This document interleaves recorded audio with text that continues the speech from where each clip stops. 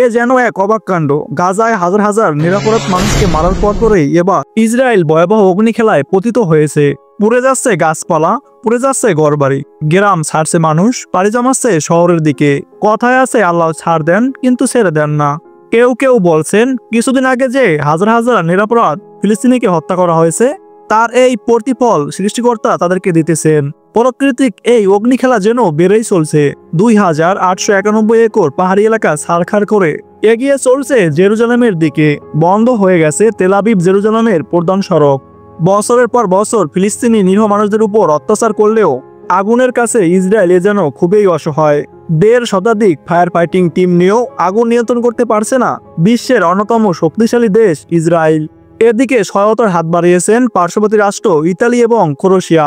প্রধানমন্ত্রী Benjamin Netanyahu জানিয়েছেন 3টি ফায়ার ফাইটিং হেলিকপ্টার পাঠিয়েছেন পার্শ্ববর্তী রাষ্ট্র এবং সহায়তার জন্য হাত বাড়িয়েছেন ইউক্রেন।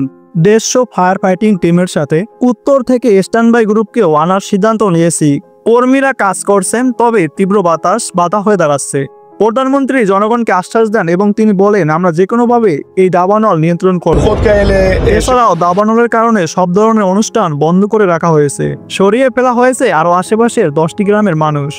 এছাড়াও যে কোনো সময় চলে যেতে পারে প্রস্তুতি রাখতে বলছেন আরো বহু বাসিন্দাদের। The weather, we have hot weather today. উচ্চ তাপমাত্রা এবং তীব্র বাতাসের ফলে আগুন খুবই তাড়াতাড়ি ছড়িয়ে পড়ছে চারদিকে। হেলিকপ্টার দিয়ে আগুন নেভানোর চেষ্টা, কিন্তু তাতেও ব্যর্থ হচ্ছেন ফায়ার সার্ভিস কর্মীরা। দুপুরে তীব্র গরম ও আবহাওয়ার কারণে শুরু হয় আগুন। এই দাবানলের উত্তাপটি খুবই ভয়াবহ, তবে আমাদের সব এলাকায় দাবানল কর্মী কাজ করতেছে।